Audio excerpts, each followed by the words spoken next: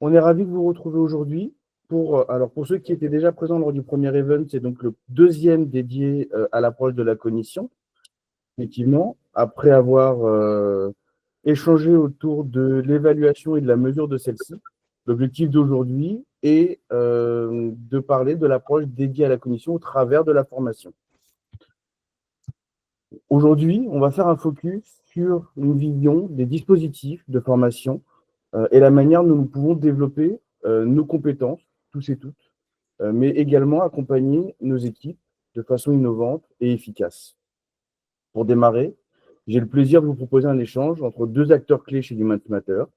Alexia Breuil, bonjour Alexia, directrice donc, de l'activité Learn et Développement, et Adrien Tedesco, qui est chercheur à l'Université de Poitiers, directeur scientifique, mais également animateur d'un certain nombre de nos modules de formation autour des sujets dédiés à la cognition. Bonjour Adrien. On va découvrir ensemble l'intention derrière le positionnement de Human Matter sur la formation et comprendre comment cette approche s'inscrit pour nous dans une vision plus globale. Dans un second temps, on aura l'occasion d'accueillir Véronique Poli de la structure Orange qui va nous rejoindre rapidement et qui viendra partager son expérience et sa perspective en tant que client Human Matter sur ce qui est mis en place chez Orange aujourd'hui. Bien sûr, on va rapidement également se présenter pour démarrer. Donc, commençons. Alexia, Adrien, je vous laisse la place. Oui, Adrien, je t'en prie, vas-y, et puis ensuite, je prendrai la suite. Ok, donc d'abord, je suis ravi de passer ces quelques minutes en votre compagnie pour parler de ces sujets qui me tiennent énormément à cœur. Donc moi, je suis Adrien Tedesco, je suis docteur en sciences cognitives. J'ai travaillé sur l'impact des émotions sur le fonctionnement cognitif et comme l'a évoqué tout à l'heure Mathieu, actuellement, je suis maître de conférence associé dans un laboratoire CNRS qui s'appelle le CERCA, qui est le Centre de recherche sur la cognition et l'apprentissage, qui est un laboratoire qui dépend de l'Université de Poitiers. Voilà, et j'ai aussi une activité dans le privé, ce qui explique ma présence face à vous sur cette matinée. Merci, Adrien. Moi, je suis Alexia Breuil. Ça fait 7 ans que j'ai rejoint les équipes de Human Matter et que j'accompagne les organisations sur leur sujet de transformation et les interactions qui existent entre ces transformations et les plans de développement individuel et collectif. Aujourd'hui, comme vous le disait Mathieu, je suis en charge de l'activité Learning and Development de Human Matter. Et donc, je continue d'accompagner les organisations sur leur transformation, mais en faisant bien le lien avec le design et le déploiement de parcours de formation et plus largement design et déploiement d'expériences de développement des compétences. Je m'intéresse aussi aux impacts que ces parcours peuvent eux-mêmes avoir sur la stratégie de l'entreprise, mais on s'en dira plus de mots plus tard. Aujourd'hui, j'ai le plaisir d'animer cette session aux côtés d'Adrien et Véronique, et je vous invite à poser vos questions tout au long de la séance dans le chat. La session, vous allez le voir, elle sera divisée en 3 temps. Et après chaque temps, on reviendra sur vos questions à l'oral. On essaye de viser un peu d'interactivité pour pas que ce soit 1h15 complètement descendante. Donc, n'hésitez pas, on les prendra en compte au fur et à mesure de la séance. Si c'est clair pour tout le monde, je vous propose que nous rentrions directement dans le vif du sujet. Adrien, chez Human Matter, on est spécialisé en application des sciences cognitives et tu as constitué un répertoire de formation autour du sujet de la cognition. Mais pourquoi cette volonté de le construire en y associant d'emblée l'émotionnel ? Ce qu'il faut peut-être commencer par dire, c'est que ce répertoire, c'est d'abord le résultat de 25 ans d'expertise et d'expérience cumulée de Human Matter dans l'accompagnement des entreprises à travers leurs différents enjeux. Et finalement, ce répertoire, plutôt, c'est la combinaison à la fois de la science et du contact étroit et permanent avec les problématiques et les besoins des individus qui ont finalement guidé l'élaboration de ce répertoire. Je ne l'ai pas dit tout à l'heure quand je me suis présenté, mais j'ai conçu et effectivement animé de nombreux modules depuis plusieurs années pour Human Matter. Et cette expérience du terrain m'a fortement guidé pour définir les thématiques de ce répertoire et assurer une cohérence interne à l'intérieur de ce répertoire. Alors, le cognitif et l'émotionnel, parce qu'il y a un consensus aujourd'hui sur l'idée que les compétences techniques ne suffisent plus. Et considérer ces deux piliers ensemble, le pilier cognitif et émotionnel, c'est agir sur l'ensemble finalement des leviers qui déterminent la performance et le bien-être des individus et de manière durable. Alors, le cognitif, c'est la capacité à traiter de l'information, à être attentif, à raisonner, à apprendre, à décider. C'est finalement la capacité à s'adapter aux différentes situations de travail, la capacité à être et à rester efficace vis-à-vis des tâches qui nous incombent au quotidien, et à la fois dans le quotidien professionnel, mais également dans le quotidien personnel. Et l'émotionnel, c'est le rapport à soi et le rapport aux autres. En fait, c'est la capacité à s'autoréguler, la capacité à participer activement à la régulation du collectif. Donc, c'est la capacité à se mouvoir sereinement, finalement, dans un environnement qui est parfois à forte pression, et à créer à l'intérieur de cet environnement des dynamiques vertueuses. Voilà. Mais merci beaucoup pour cette introduction. Maintenant, on a envie de voir à quoi ressemble ce répertoire. Est-ce que tu veux bien nous en présenter les grands axes et surtout nous expliquer ce qui le rend si pertinent aujourd'hui dans le monde de la formation? Oui, alors pertinent parce que les piliers cognitifs et émotionnels interagissent en permanence. Et par ce répertoire, il y a vraiment la volonté d'en finir avec les approches fragmentées qui cloisonnent les compétences et qui considèrent la formation, et souvent les catalogues qui vont avec, comme finalement un empilement de compétences déconnectées et sans cohérence.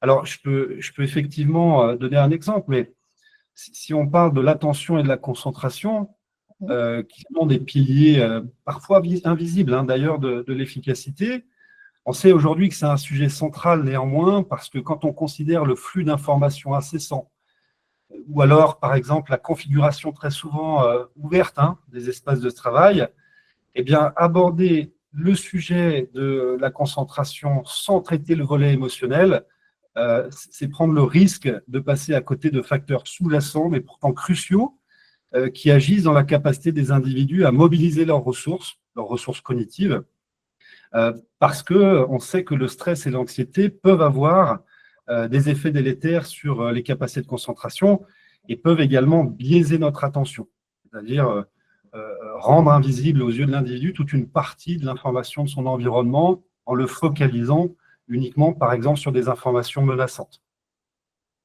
Et puis, envisager ces piliers ensemble, sur un autre point, c'est aussi permettre aux organisations de voir réellement incarner certaines valeurs qui généralement sont prônées en leur sein, donc des valeurs comme la cohésion, l'attention portée à l'autre, la créativité et bien d'autres choses. Alors, en fait, il y aurait bien des manières de résumer le répertoire et les thématiques qu'il porte et leurs valeurs ajoutées, mais on pourrait dire que ce répertoire a pour ambition d'agir sur la capacité des individus à appréhender et à comprendre leur environnement et sur leur capacité à agir et à réagir efficacement et sereinement face à ces environnements. Et ces deux piliers sont vraiment, et c'est la force du répertoire, c'est qu'ils sont vraiment généralisables à n'importe quelle situation de travail. Merci beaucoup. Oui, on commence à le sentir, mais est-ce que tu peux nous dire concrètement à quoi ressemblent les modules là que l'on voit sur le répertoire, ou plus précisément, en fait, à quoi ressemble l'expérience de l'apprenant? Qu'est-ce qu'il va vivre? Oui, bien sûr. Alors, d'abord, et c'est un principe directeur, et c'est pour ça que je veux commencer par celui-là, d'abord, l'objectif des modules, c'est de rendre les participants autonomes. Et c'est cette recherche de l'autonomie des participants, leur capacité aussi à rayonner sur leur environnement, qui guide la manière dont ces modules ont été conçus. Alors, il y a toujours une phase de découverte, avec l'idée qu'on va fournir aux participants des connaissances fiables et solides sur le fonctionnement humain, des éléments de connaissance qui sont généralisables à tous les individus, parce que je ne vais pas trop rentrer dans le détail, mais il y a des invariants, en fait, hein, sur les limites de la cognition et puis sur le potentiel des individus. Et moi, je suis adepte du principe de la preuve par l'expérience. C'est-à-dire que plutôt qu'une transmission descendante, moi, je préfère révéler et démontrer aux participants par des exercices, des mises en situation, les concepts pour qu'ils puissent comprendre quelque chose sur le fonctionnement humain. Et cette approche-là, déjà, elle permet une bien meilleure sensibilisation, et ce qui est indispensable pour la prise de conscience et le changement ultérieur de comportement. Et elle permet aussi une bien meilleure intégration des éléments clés qui vont leur être transmis. Alors, cette phase, elle est également importante parce qu'elle participe activement également au processus qui va permettre à l'individu de mieux cerner son besoin et sa problématique et les véritables causes, s'il y en a, à leur origine. Et ce, finalement, à quoi il doit être attentif pour progresser. Donc, il y a vraiment cette idée qu'on va construire au fur et à mesure un parcours pédagogique au sein même du module et on va permettre à l'individu d'aller au-delà des premiers constats et des seuls symptômes qui l'ont amené à assister au module. Donc, il y a aussi cette volonté d'apporter des insights à l'individu en plus des solutions qu'il est venu chercher. Alors, il y a également au sein des modules une partie solution. On va combiner les connaissances qu'on aura transmises aux individus dans le module avec des outils en tenant compte des contextes dans lesquels l'individu évolue. Et donc, en même temps qu'il prend conscience de potentiels qu'il ne soupçonnait pas, on agit donc sur la confiance en soi. On va rehausser les niveaux de confiance en soi, le sentiment d'auto-efficacité pour que l'individu puisse se projeter plus sereinement dans son quotidien professionnel. Et il y a une dernière partie. Alors, il n'y a pas forcément des étapes. Tout ça, encore une fois, est un processus. Mais si on devait bien définir les choses, on le ferait comme ça. Il y a une partie transfert et rayonnement. Alors, transfert parce qu'on projette et on place l'individu en situation de manière à ce qu'il puisse travailler sur sa compétence à mettre en œuvre les principes et les outils qu'il aura acquis. Et rayonnement parce que c'est vraiment tout ce processus, sensibilisation, compréhension, appropriation et puis recherche de l'autonomie qui va finalement rendre l'individu capable d'agir dans son environnement avec un grand E, c'est-à-dire l'environnement physique, peut-être mieux configurer des espaces de travail, par exemple, pour mieux se concentrer, puis également l'environnement social. En fait, pourquoi ? Parce qu'il peut détecter les besoins et il peut agir en conseillant et en orientant d'autres personnes. Voilà. Donc, c'est vraiment l'expérience utilisateur au sein de chacun des modules. Ah, je ne vous entends plus, pardon. Ah oui. Alexia, Oui, c'est ton micro, Alexia. ça paraît... Vous m'entendez maintenant? Parfait, merci. Nickel. Eh bien, merci Adrien. Je disais que je souhaitais rebondir à ce stade pour insister sur notre méthodologie pédagogique, celle que tu mentionnes. Et tu nous l'as introduit, mais je le répète peut-être pour celles et ceux qui nous ont rejoints en cours de route. Chez Humans Matter, on place les sciences cognitives au service de l'efficience des formations et on utilise une approche pédagogique en plusieurs étapes, mais comme le disait Adrien, au sein d'un même parcours, en fait, les étapes peuvent bouger et être articulées selon un autre parcours d'expérience, mais je peux vous le présenter comme ça parce que ça permet de retenir un peu le processus qui se passe au sein du cerveau de l'apprenant pour vraiment ancrer ses apprentissages et développer sa capacité d'agir, comme le mentionnait Adrien. Mais je reprends depuis le début. D'abord, on va avoir un moment de sensibilisation qui va permettre d'ouvrir l'espace attentionnel de l'apprenant et donc une captation durable de son attention pour faciliter la mémorisation et laisser ce qu'on va appeler une empreinte remarquable. C'est ce qui va donc servir d'introduction à la plongée dans la thématique qu'il va explorer pour développer ses compétences. Ensuite, on va avoir une phase de transférabilité. La transférabilité, elle reflète l'intégration d'une information acquise. On va la personnaliser, cette information, en se l'appropriant avec ses propres mots, et on pourra aisément en parler à tout public. Et c'est pour ça que dans nos parcours, on va inclure des moments de partage collectif pour provoquer volontairement l'entraînement à transférer cette connaissance. Une fois que cette information, cette connaissance est intégrée, c'est justement là qu'on peut que l'on peut dire qu'elle est devenue connaissance, et on va pouvoir l'utiliser en tant qu'apprenant et l'adapter à d'autres contextes ou à d'autres situations. Là, c'est le principe même de la transposition qui permet la généralisation d'une connaissance. Et c'est pour ça que dans nos parcours, comme le disait Adrien, on va inclure des mises en situation, des occasions d'expérimentation en conditions réelles pour opérer ce processus de transposition. La connaissance est maintenant intériorisée, donc elle est devenue un savoir. Elle est naturellement maintenue pour être intégrée à notre écosystème, et c'est cette appropriation-là qui permet d'évoluer. C'est la dernière phase, c'est la phase de projection et d'activation de la capacité d'agir. Donc, ce moment où on passe à l'action, maintenant que l'on maîtrise la connaissance acquise. Et Adrien, on t'entendait aussi dire que les apprenants, ils peuvent rentrer dans ces parcours expérientiels par plusieurs portes. Est-ce que tu peux nous expliquer comment les modules s'articulent et comment chaque participant peut construire finalement son chemin personnalisé? Oui, absolument. Alors, chaque module est conçu pour apporter des connaissances et des outils fiables et activables en réponse à un besoin initial.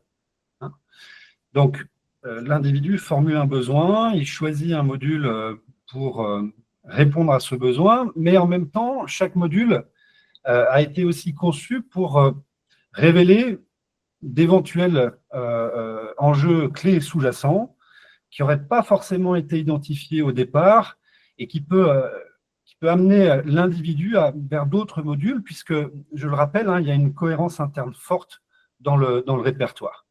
Donc, si vous voulez, d'un côté, on a des solutions à un besoin ciblé, des axes invisibles éventuellement révélés, et à ce moment-là, chaque module peut initier un parcours unique, finalement, au sein du catalogue, du répertoire, et une transformation concrète et durable des individus et des écosystèmes dans lesquels ils évoluent.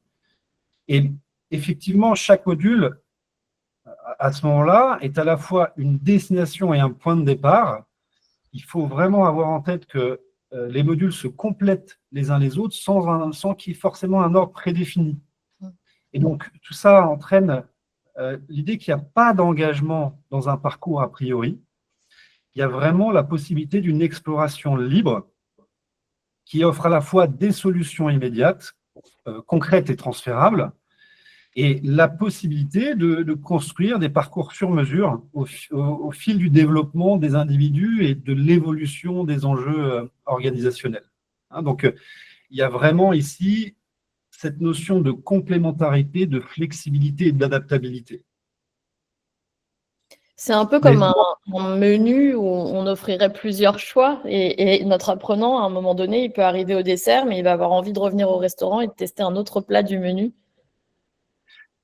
Voilà, s'il s'aperçoit qu'il manque quelque chose pour être repu et pour aller au fond des sujets, il a effectivement pleinement cette possibilité d'aller creuser sa problématique dans d'autres modules, de manière à ce qu'on puisse vraiment répondre aux réels besoins de l'individu, en allant au-delà des seuls symptômes initiaux. Et c'est ça qui permet vraiment la transformation durable, en fait, de l'individu et des écosystèmes. Sans quoi, ça reste trop superficiel. Et on peut peut-être prendre l'exemple du parcours de Caroline. Oui. prenons l'exemple du parcours de Caroline, qui est un très bon exemple que j'ai rencontré plusieurs fois avec des variantes. Hein. Mais typiquement, Caroline, alors c'est un cas réel, hein, j'insiste bien, ce n'est pas un cas artificiel, c'est un cas réel que j'ai rencontré souvent. Il y a une formation que j'ai créée, que j'anime régulièrement autour de la mémoire. Et donc, Caroline décide d'assister à cette formation parce qu'elle se plaint de sa difficulté à traiter, elle a beaucoup de dossiers, elle se plaint de sa difficulté à traiter les informations, à se souvenir de toutes les informations dont elle a besoin pour mener à bien les entretiens avec ses clients. Et elle se sent aussi, Caroline, débordée hein, dans un contexte où l'organisation est en pleine transformation.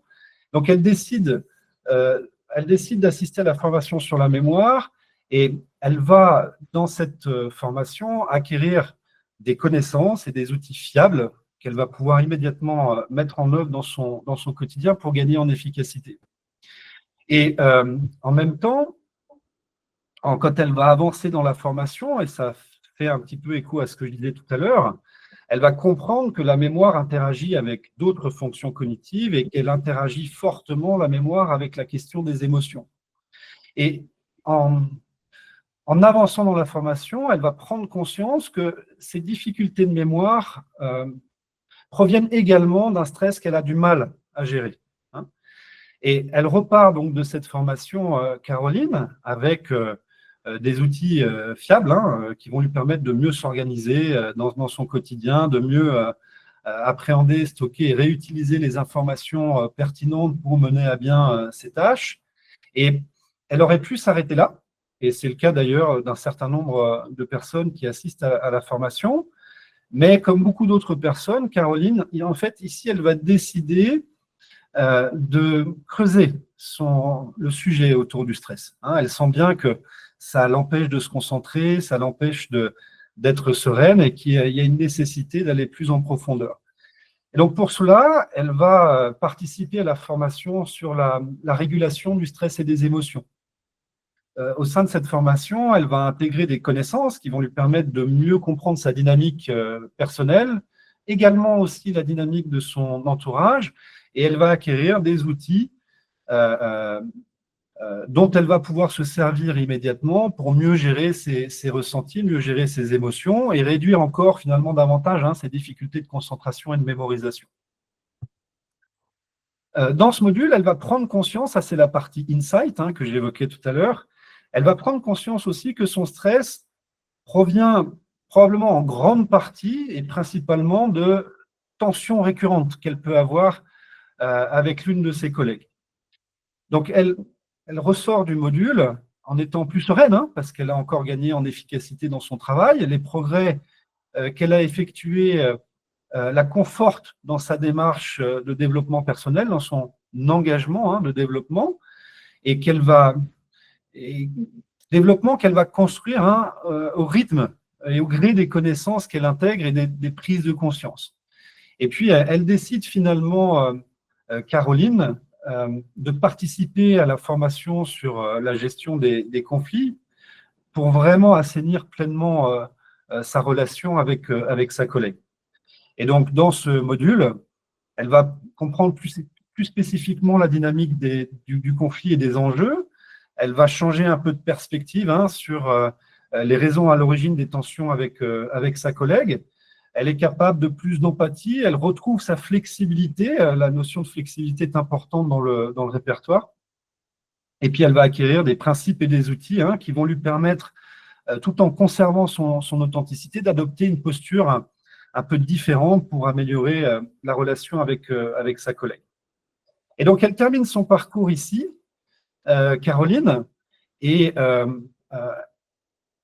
la transformation profonde et à la fois individuelle de Caroline et puis de sa périphérie. Elle passe par le fait que Caroline a acquis des outils qui lui permettent de prendre en charge sa problématique initiale, mais pas que, finalement, sa problématique dans son ensemble, au-delà des symptômes initiaux.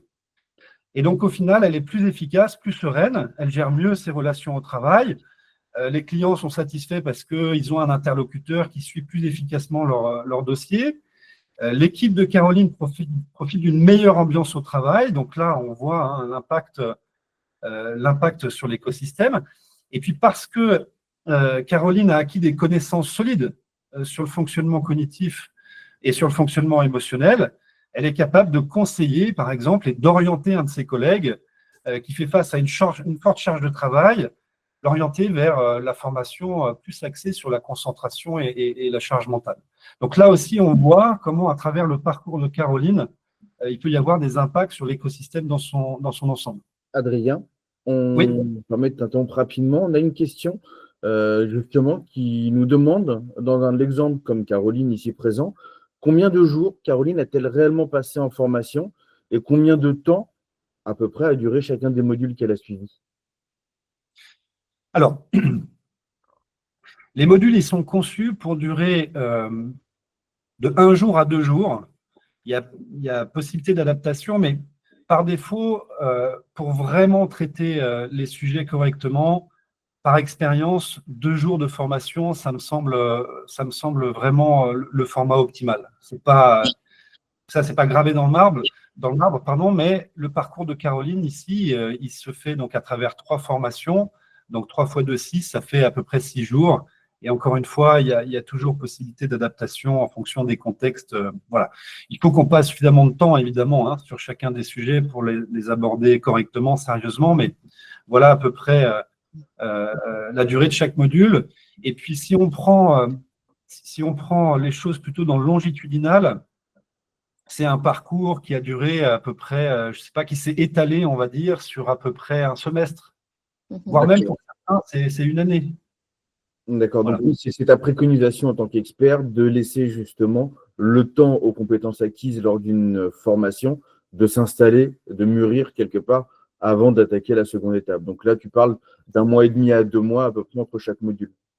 Voilà, et ça va être très variable en fonction en fonction des personnes. Bien Il y a sûr. des personnes qui sont vraiment qui veulent et qui peuvent aller très vite et qui veulent adresser les sujets assez rapidement dans le temps, et puis d'autres pour qui il faut un temps de maturation un peu plus long. Très bien, merci Donc, beaucoup. voilà. N'hésitez pas à poser vos questions au fur et à mesure. C'est très bien que l'on maintienne ce niveau d'interactivité.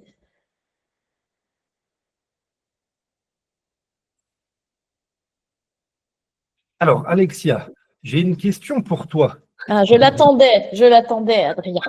J'ai le senti.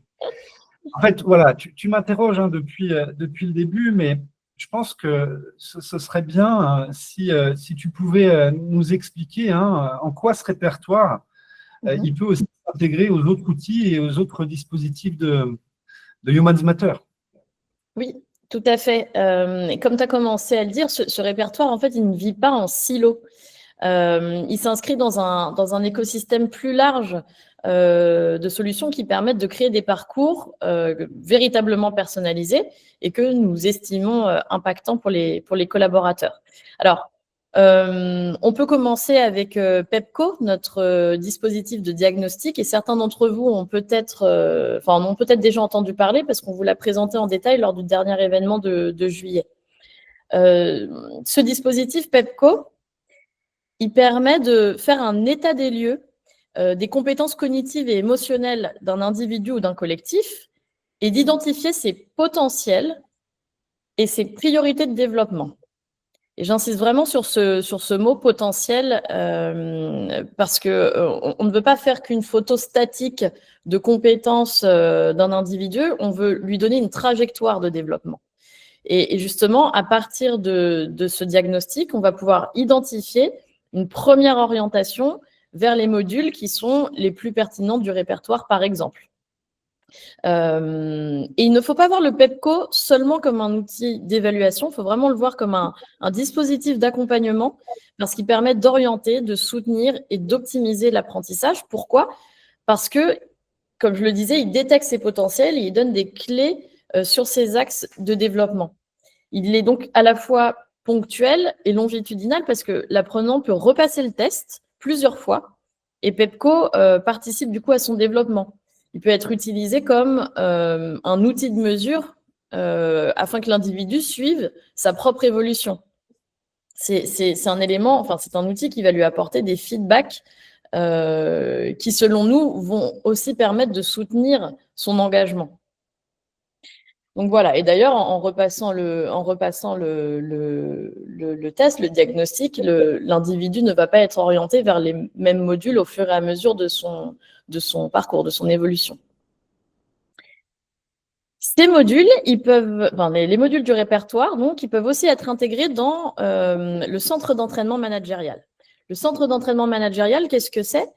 C'est comme une salle de sport, en fait. Moi, en tant qu'apprenante, je vais venir m'entraîner à vivre des situations concrètes de ma vie professionnelle, par exemple, préparer un feedback, gérer un conflit, préparer une présentation hautement stratégique.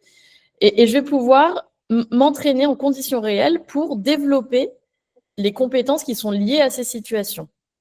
En fait, ce centre d'entraînement managérial, donc comme la salle de sport dont je vous parle, il offre un cadre expérientiel sécurisé où on a le droit à l'erreur, où les apprenants peuvent continuer de s'entraîner et mobiliser leur savoir en conditions réelles pour consolider ce qu'ils ont appris dans les modules cognitifs et émotionnels au travers de mises en situation qui vont prolonger l'impact de celles qui auront déjà été vécues au sein des modules.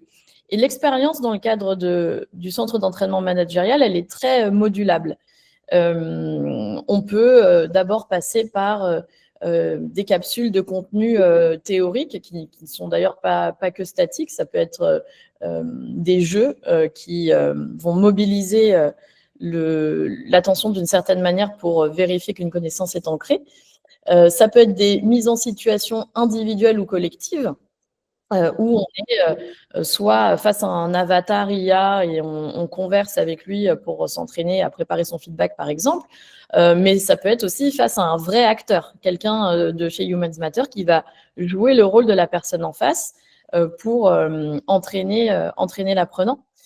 On va aussi avoir des défis qui invitent l'apprenant à tester directement sur le terrain ce qu'il aura appris. Et puis, on aura des espaces d'apprentissage collectif. Ça peut être, par exemple, par des sessions de co-développement qui vont mobiliser l'intelligence collective pour aboutir à un plan d'action très concret qui permette de résoudre les problématiques soulevées et apportées par les individus. Je vous parle d'ailleurs du co-développement et justement, en fait, nous, on voit ce protocole comme une façon de faire bénéficier aux autres son propre développement et comme un levier pour encourager la coopération. Donc là aussi, on peut tout à fait inscrire dans le parcours de l'individu des modules de co-développement et on a une plateforme WeSuccess qui va faciliter, qui va augmenter l'expérience pour un partage d'expériences fluidifié et une résolution collective de problématiques.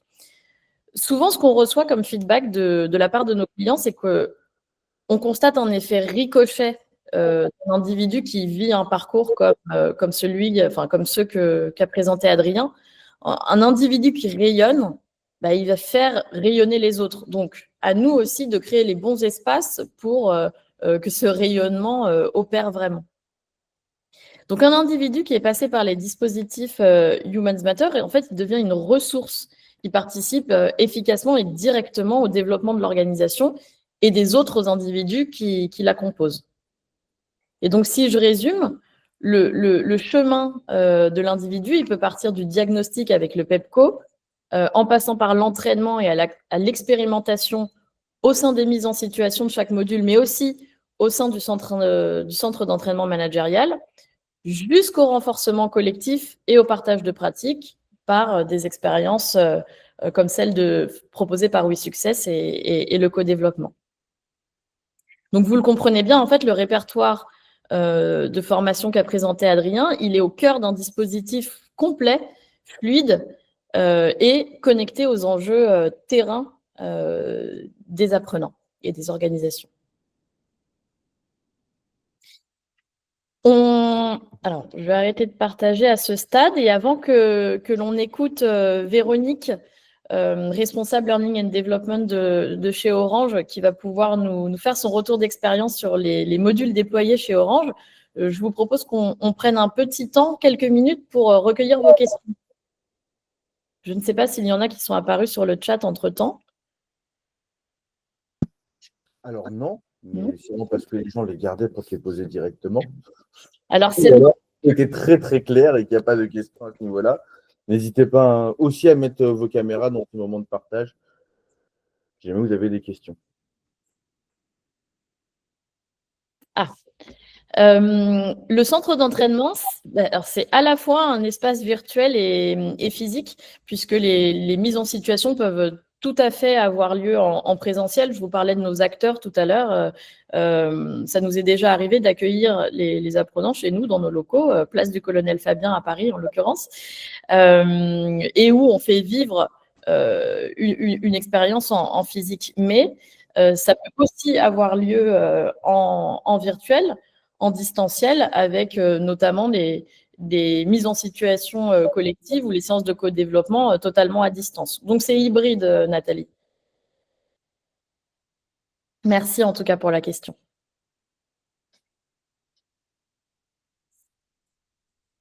Est-ce qu'on prend d'autres questions ou on passe à la deuxième séquence?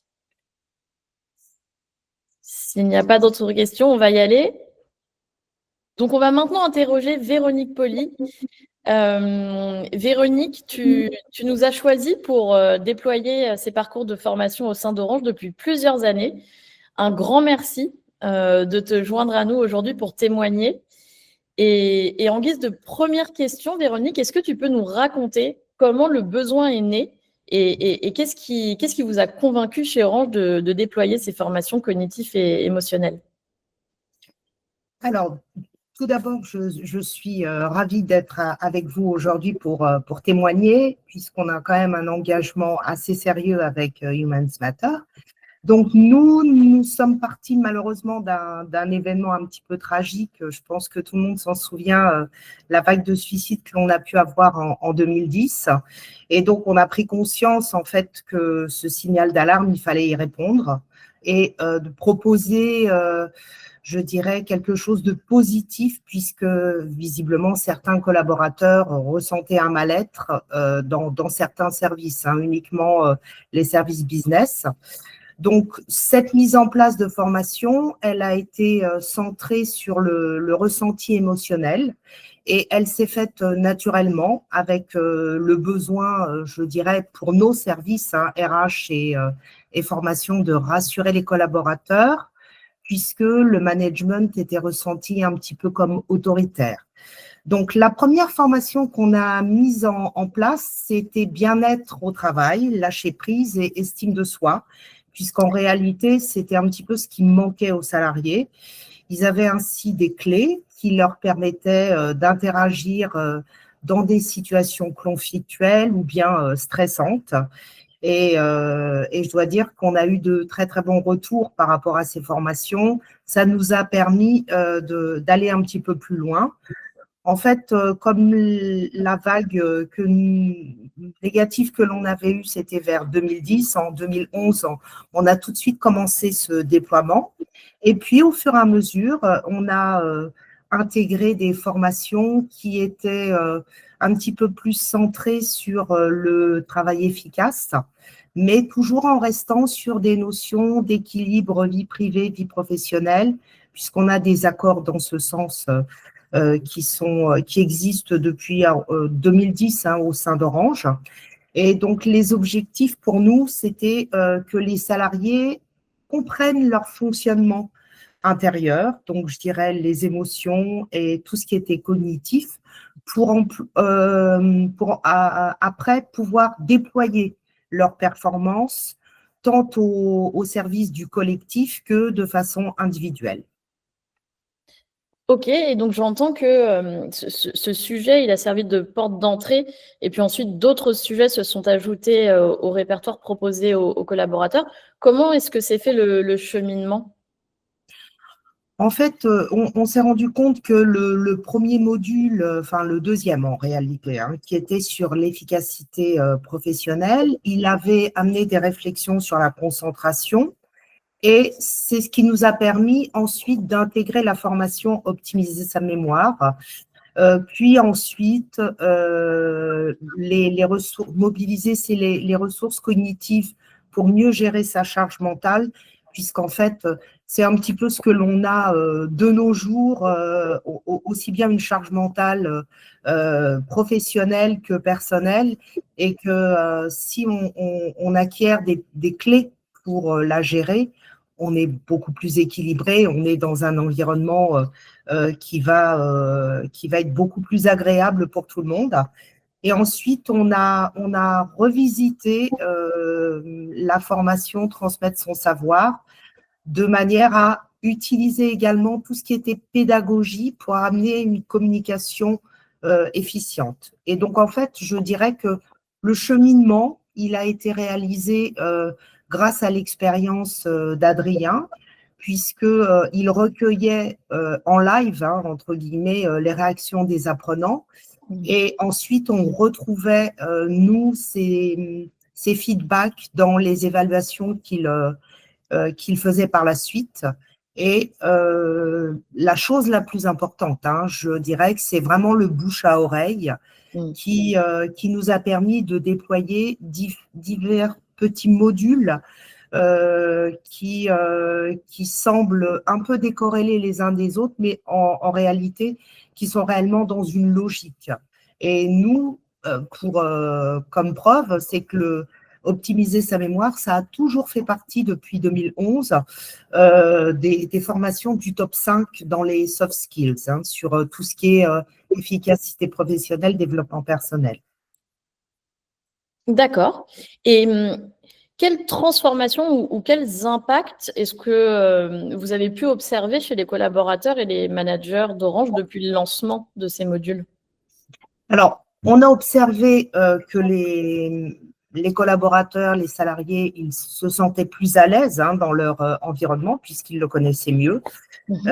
Et nous portons vraiment une attention particulière à tout ce qui est NPS, hein. C'est vraiment le feedback des salariés, les verbatims. De ce fait, la plupart nous ont dit qu'ils se sentaient plus efficaces, mieux dans leur basket et qu'ils reprenaient confiance en eux. Et en fait, c'était vraiment le but originel, hein. On avait un climat social qui était beaucoup plus apaisé et surtout, on montrait aux salariés que l'humain était vraiment au centre de la stratégie. Parce que quand on a des objectifs business, bien entendu, on a l'impression que le monde nous échappe puisque tout va trop vite et que certains n'arrivaient pas à leurs objectifs. Et on s'est aperçu également que ce renforcement des soft skills, que ce soit sur un point de vue émotionnel ou cognitif, ça aidait aussi à la prise de décision, qui est quand même importante pour montrer aux équipes que justement c'est eux qui ont aussi la main sur leur travail. Ça aidait à la créativité, à l'agilité. Et comme le monde, il est tout le temps en train de changer, je dirais que ça a favorisé leur équilibre émotionnel et cognitif. Et donc, leur capacité de communication s'en est ressentie, puisque c'est la base de tout, hein. Et de ce fait, ils sont aussi plus capables de faire valoir leurs besoins. Et nous avons 3 valeurs, c'est attentionner. Donc, attentionner pas seulement par rapport aux clients, mais aussi par rapport aux collègues. Responsable, c'est être responsable de ce que l'on fait, de ce que l'on va traduire, et audacieux. Et là, la créativité a beaucoup d'importance.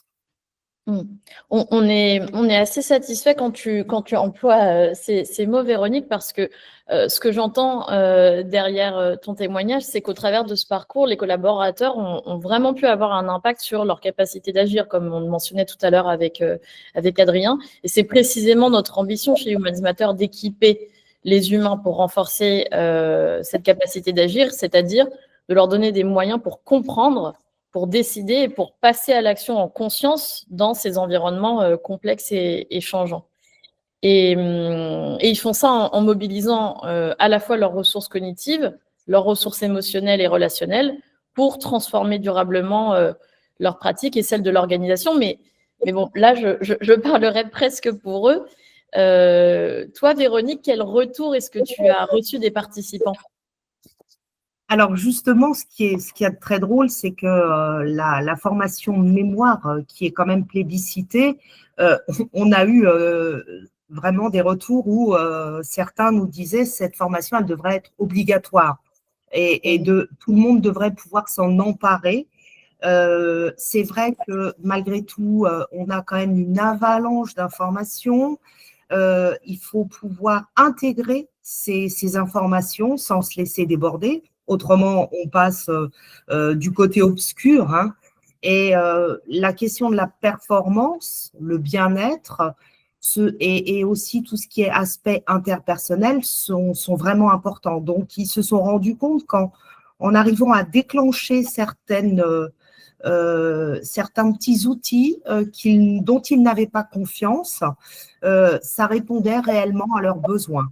Et donc ça, ce sont effectivement les retours des participants, hein, la prise de recul, les nouvelles habitudes que l'on arrive à acquérir, l'envie d'aller plus loin, effectivement, mieux gérer son équipe. En fait, je dirais que c'est un tout et on a été très étonnés que cette formation qui pouvait sembler très très loin des préoccupations d'Orange et était autant plébiscité.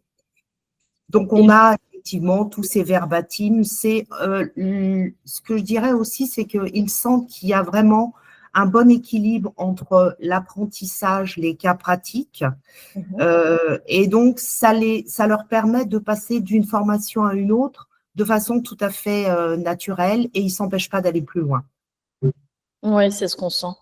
Je ne sais pas si, Adrien, tu veux rajouter un élément, puisque toi aussi, tu reçois les feedbacks des participants. Oui, d'abord, je suis ravi de travailler avec Véronique depuis toutes ces années. C'est vraiment un plaisir, vraiment. Et la formation mémoire, elle a du succès aussi parce que la mémoire, c'est un petit peu l'infrastructure qui nous permet de tout faire. Et ce sujet est pertinent pour les gens parce que, précisément, de par les interactions entre la mémoire et la concentration, les interactions entre la mémoire et puis les émotions, c'est ce que je disais tout à l'heure, il y a en fait beaucoup de difficultés sur le plan émotionnel, sur le plan de la concentration, qui se manifestent en fait par des problèmes de mémoire. Vous voyez ? Et des fois, les personnes n'ont pas forcément conscience du manque d'estime qu'elles peuvent avoir pour eux-mêmes, de leur difficulté à gérer le stress. La seule chose dont elles ont conscience, c'est que, je ne sais pas, depuis par exemple 3 mois, elles n'arrivent plus à mémoriser des choses. Voilà. Elles ont cette sensation, effectivement, et Véronique le traduisait brillamment, c'est qu'on est face à un flot d'informations, face à des sollicitations très fortes, et d'un coup, ces personnes se retrouvent en grande difficulté dans leur capacité à stocker ces informations pour les réutiliser de manière pertinente dans X ou Y contexte. Donc, si vous voulez, la première manifestation pour beaucoup de personnes de ces difficultés se traduit par des difficultés de mémoire. Et en participant à la formation mémoire, et c'est un petit peu ce que j'évoquais tout à l'heure, elles découvrent ces interactions, elles ont des outils qui vont leur permettre de rehausser, comme on disait tout à l'heure, la confiance en soi. Et puis, elles vont pouvoir, grâce à la formation, mettre le doigt sur des sujets importants, finalement, pour elles, qui vont leur permettre d'aller en profondeur sur les problématiques qui les concernent. Et c'est vraiment comme ça qu'on inscrit l'individu dans un chemin durable vers du mieux, vers davantage d'efficacité et davantage de bien-être. Alors, il y a beaucoup de modules dans ce répertoire, il y en a une dizaine en tout. Là, on fait un focus sur la mémoire, mais j'aurais pu aussi mettre en évidence des parcours où les personnes rentrent par la porte de la concentration, rentrent par la porte plutôt des émotions, viennent aussi adresser des sujets en lien avec la prise de décision, la flexibilité. Véronique en a parlé tout à l'heure aussi, la transmission des savoirs, l'accompagnement des individus et des collectifs dans leur progression. Enfin, voilà, il y a beaucoup de choses possibles à travers ce répertoire et c'est ça qui le rend riche et qui le rend pertinent et qui permet encore une fois une transformation durable des écosystèmes et des personnes. Oui, j'entends il y a plusieurs possibilités pour l'apprenant et en même temps, ce module mémoire a particulièrement marqué. Ouais. Et Véronique, avec le recul, que dirais-tu à une organisation qui hésite encore à se lancer?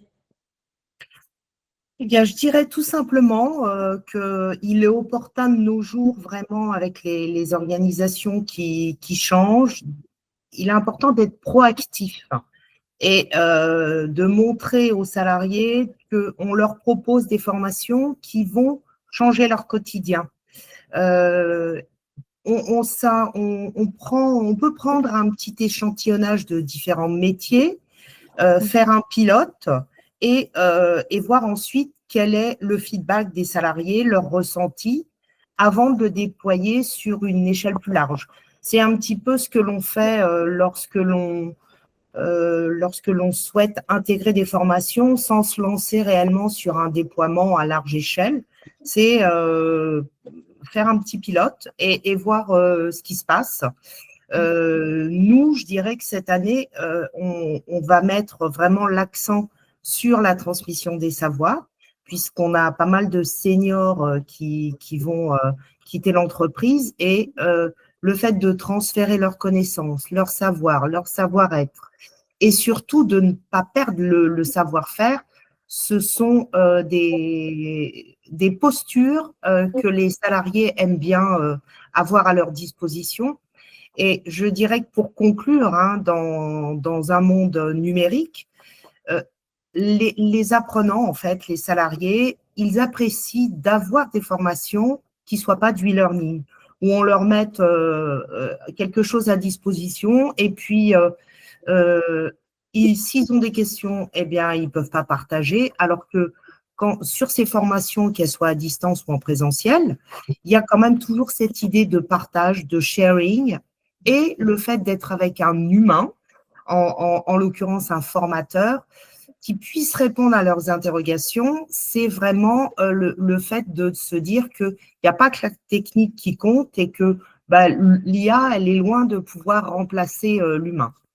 Mais ne pas hésiter, je dirais, à se lancer parce que de toutes les façons, la formation, c'est quand même un pilier pour une entreprise de manière à pouvoir changer les comportements.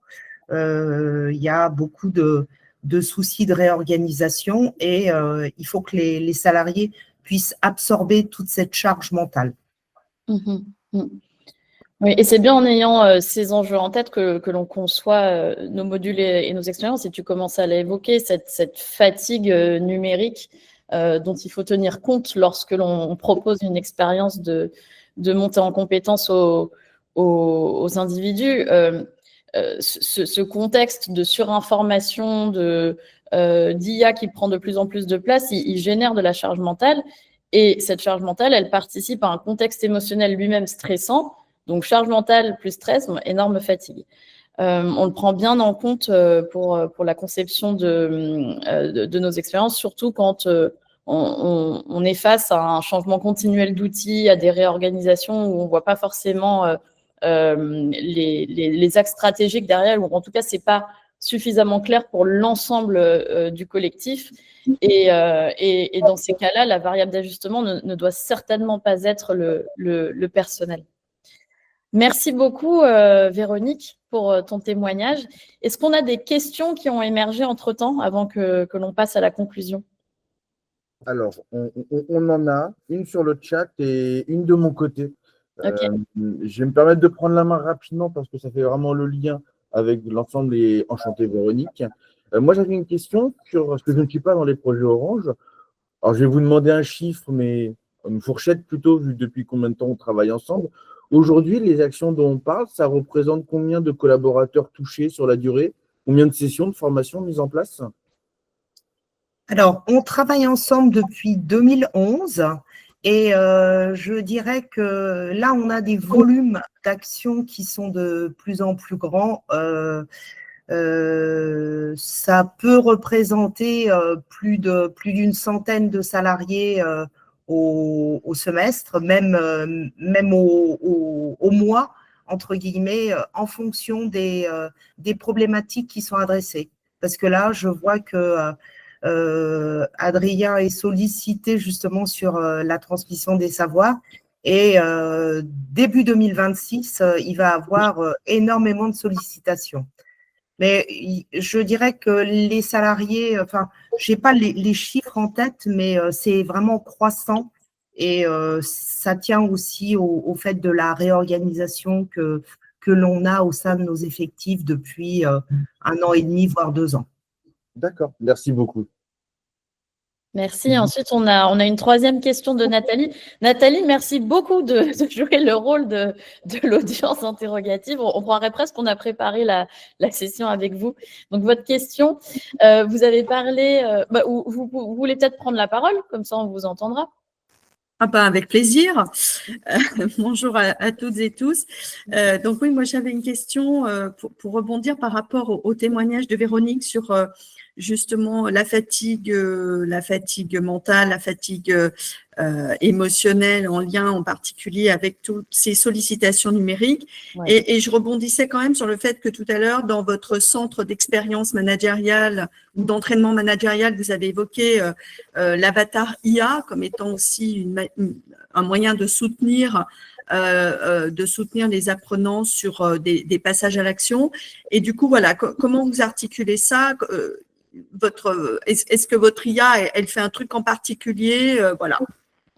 Alors, deux éléments pour les mises en situation avec l'avatar. C'est une modalité comme une autre et c'est au choix de l'apprenant.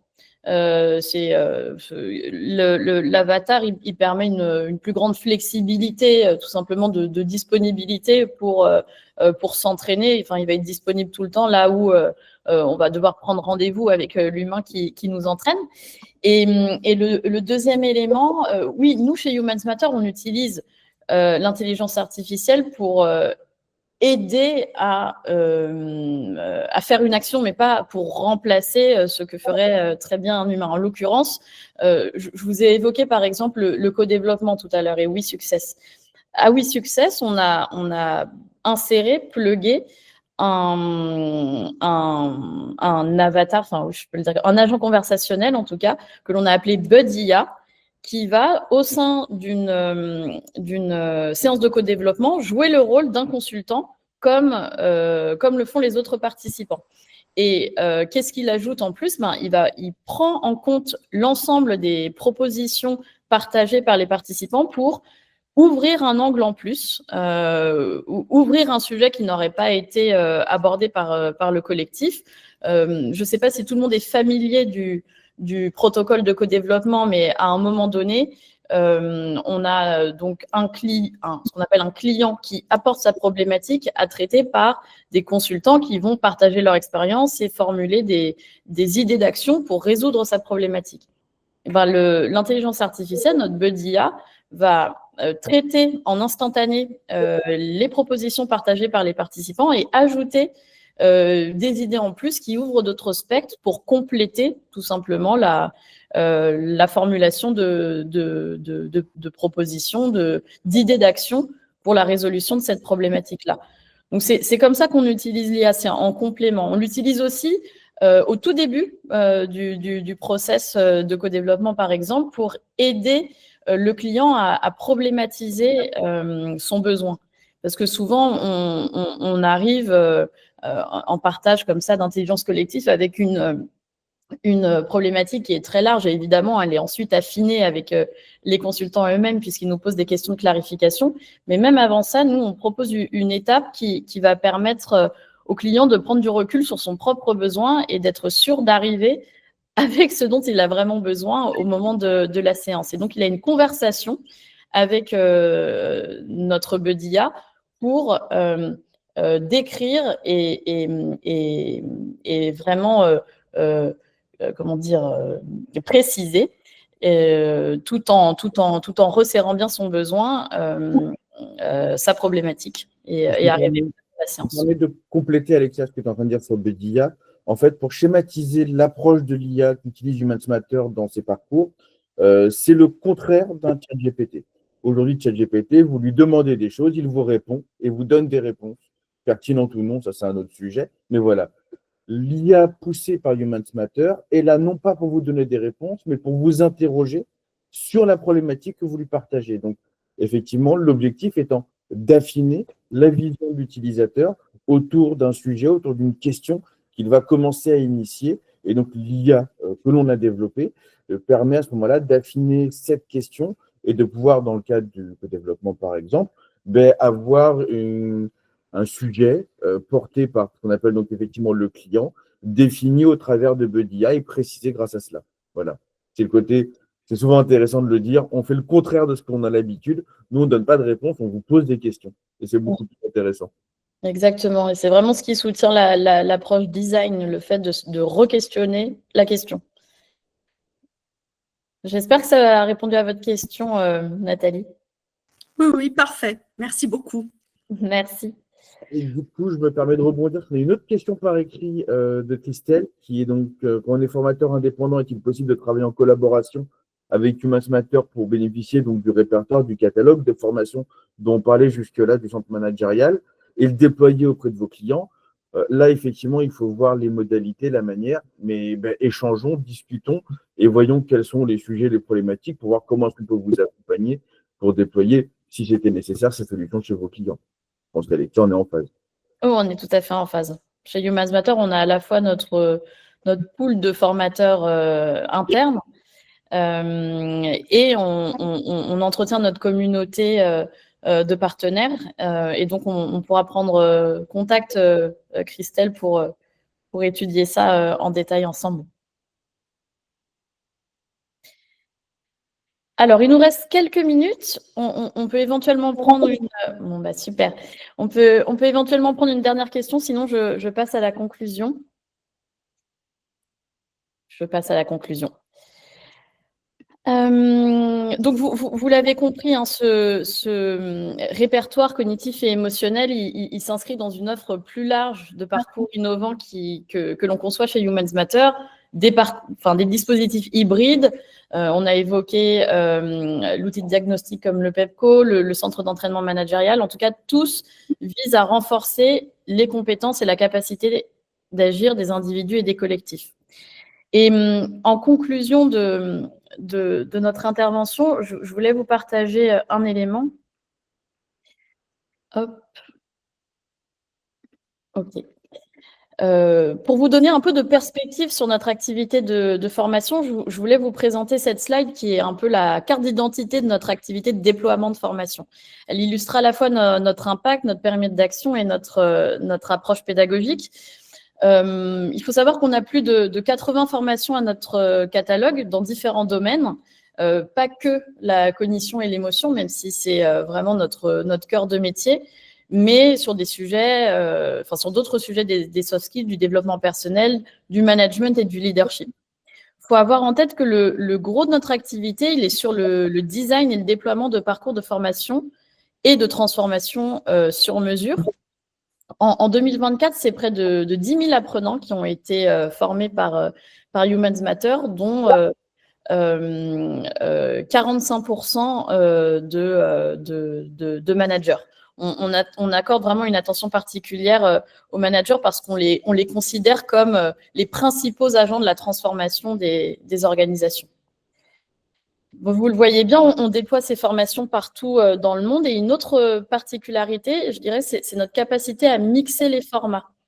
on a 80% de nos dispositifs qui sont digitaux ou hybrides pour offrir des solutions flexibles et adaptées aux enjeux, mais tout ça est totalement modulable et si un déploiement a envie de se faire en 100% présentiel, c'est tout à fait possible aussi. En tout cas, ces parcours, ils s'inscrivent dans la durée pour accompagner des transformations profondes, tandis que on peut aussi intervenir sur des formats très courts, destinés à plutôt là provoquer un déclic ou initier un changement rapide.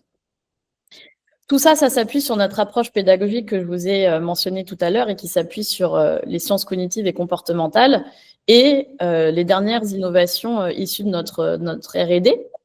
Et c'est ce qui, selon nous, garantit l'efficacité et la pérennité de ces dispositifs.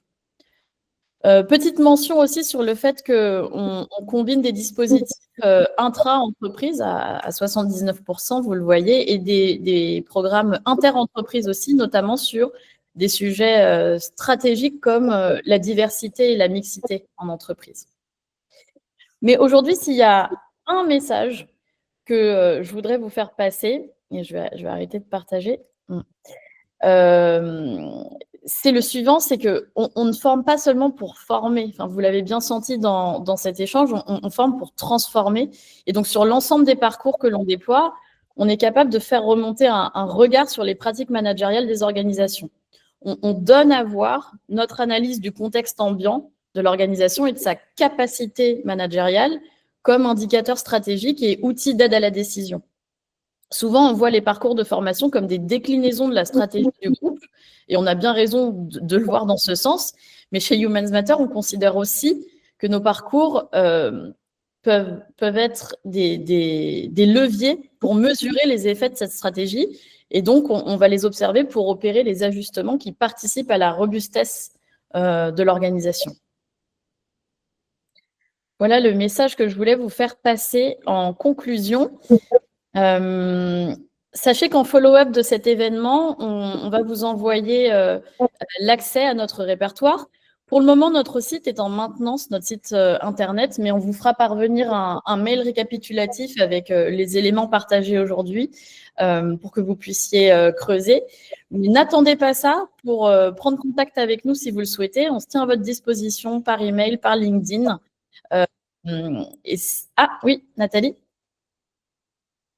Oh, désolée, c'est une erreur de clic. Ah, c'était pour envoyer un petit emoji applaudissement. Ça me fait très plaisir. Exactement. Bah, merci. Merci à tous. Prenez soin de votre cognition et puis on se dit à très bientôt.